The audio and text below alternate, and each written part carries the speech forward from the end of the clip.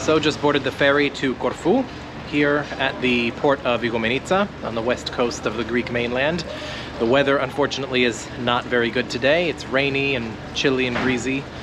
And Corfu is not that far from here, and apparently it's pretty much the same there, but hopefully the weather will clear up a little bit later on today, because obviously it'll be a little bit nicer to see the island of Corfu with nicer weather than this.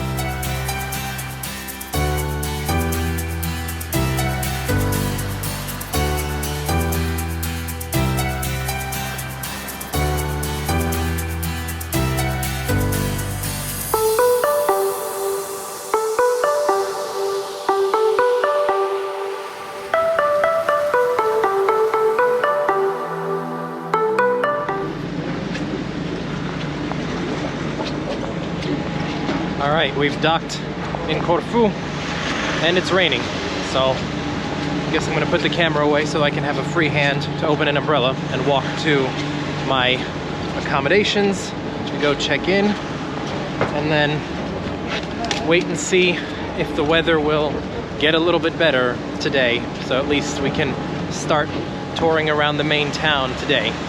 If not, we'll just wait for tomorrow when the weather's supposed to be a lot better.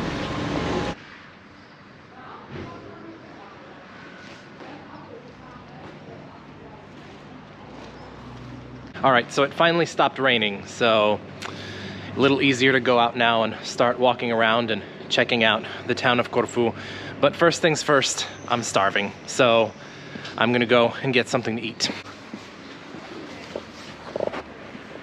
One thing that will stand out to you right away when you arrive on this island is that it looks nothing like the rest of Greece.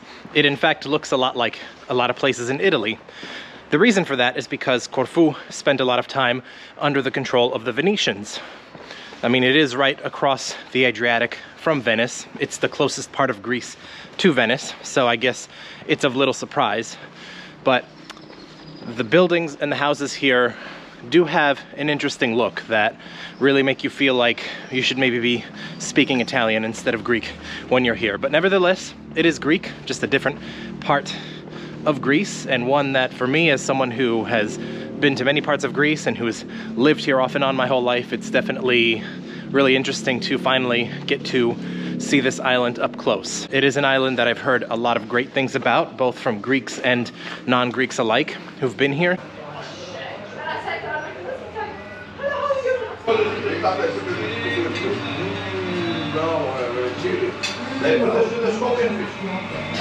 Dinner at a little taverna on a little side street here in Corfu, Taverna Sarakia Dudao. So this place does not look like it will disappoint, because it is a perfect little traditional fish taverna in Greece that it's hard to go wrong with, for sure. So got a little bacalhau coquinisto, which is basically codfish with red sauce and tomatoes, and a little traditional Greek salad, tomato, cucumber, and onions to come with it.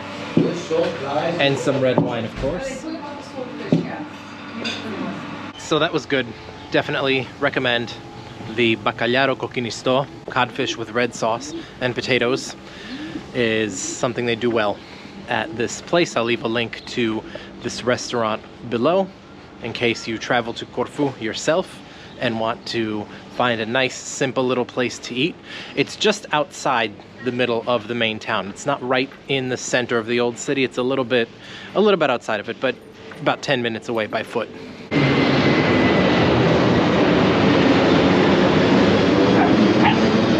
So the airport is actually quite close to the main town here. Now, I am not arriving nor leaving from here by plane, but if you're doing so, and many people do, this is a popular destination, one of the most well-known destinations in Greece. It is pretty easy to fly here, as you just saw lots of flights coming in and out of here, and you'll know pretty quickly that the airport is not too far from the main town here. We'll spend a lot more time tomorrow seeing what there is to see in the main town. For now, we're just going to take a little post-dinner stroll around and kind of get a first look.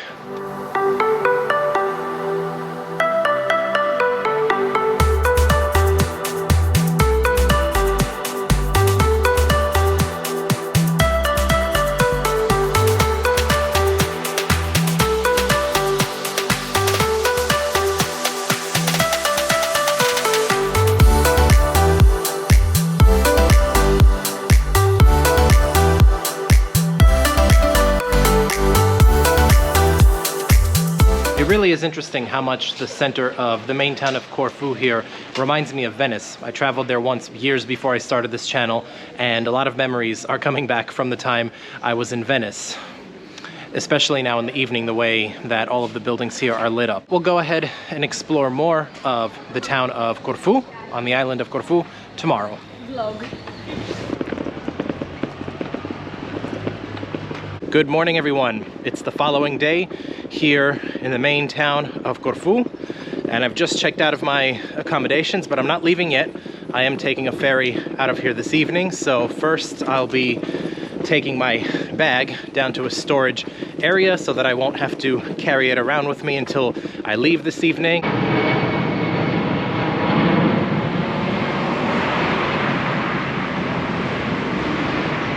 Just left my luggage at the Corfu Vespa rentals there. I found them online when I was looking for luggage storage places here that are not too far from the port. So as of the time I'm making this video, it's €5 per bag, and they're open until 9 p.m. So very convenient for me, because I'll be going there around 8 p.m. to go and pick up my bag and go to the port and get my ferry that will leave this island. But it's nice and convenient that they have something like that, because of course, you know, you have to check out of your room by noon, and you know, if you're not leaving until 9 p.m. you don't want to be stuck with your luggage all day. So that's nice that they have that option. And that's not the only place here that has that, by the way. There were a couple of other places as well. There was at least one other one that had the same booking system as that, where you can reserve it ahead of time and pay ahead of time. You just go and you show your code, and you know, and that's it.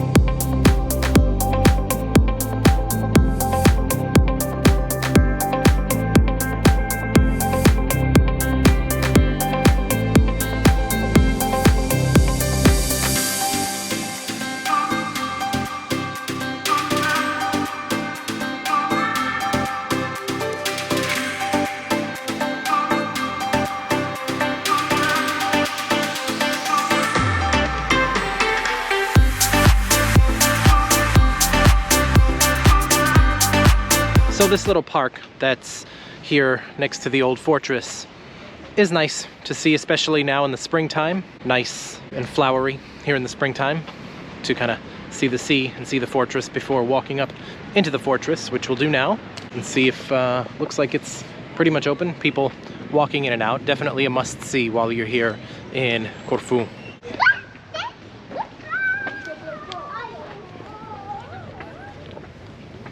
Regular entry is €6, and it's open until 8 p.m.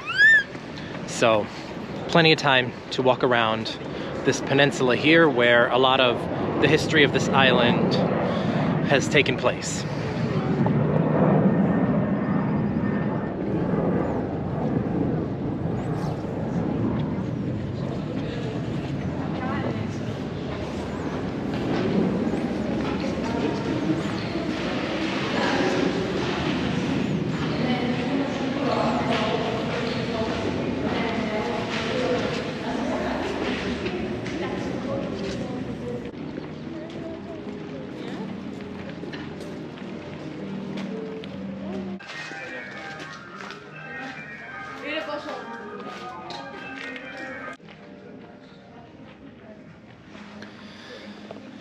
So this used to be the barracks of British Army officers, and now the reason you'll hear music being played from there is because now it's used by the Department of Music Studies of the Ionian University. A lot of cool looking old walls around here. Oops, let's not slip. Careful not to slip on any of the rocks down here. But some of these walls go back as far as the 6th and 7th century.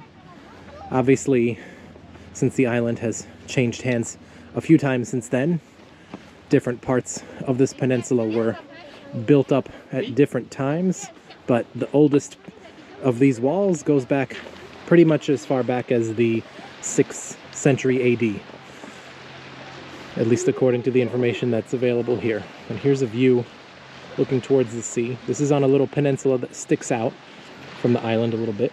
So there's the main town and towards there. And then there's the rest of the island there. And then here is the sea. And then Greece and Albania over there. The border between Greece and Albania is somewhere around there, behind those trees there, in the mainland there. So you're looking back at Greece and Albania when you look across the sea out that way. But now, as you can see, there's some height to this here, so let's see how far up we can walk.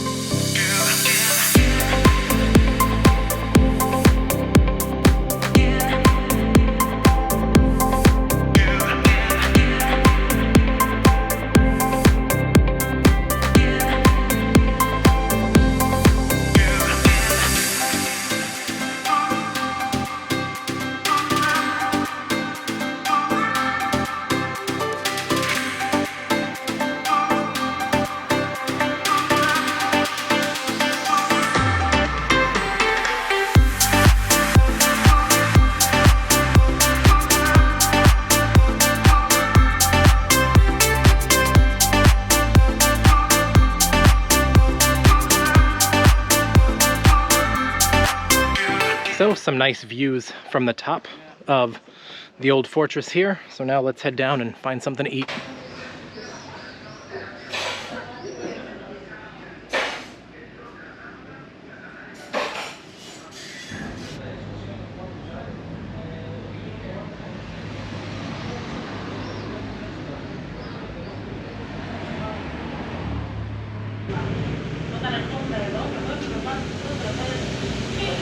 So that was a nice little prefix menu, good for a solo traveler like me. I'll leave a link to that restaurant that I just ate at. Would recommend, especially if you're a solo traveler, and I know sometimes if you're a solo traveler like me, it can be hard to find good, affordable food for just yourself because not every place has single person portions, and you end up getting more food than you need and paying more for it as well. So it's nice when they have things like that for travelers like me. But now, time to go have a little coffee and then get the luggage and head to the port and get ready to leave.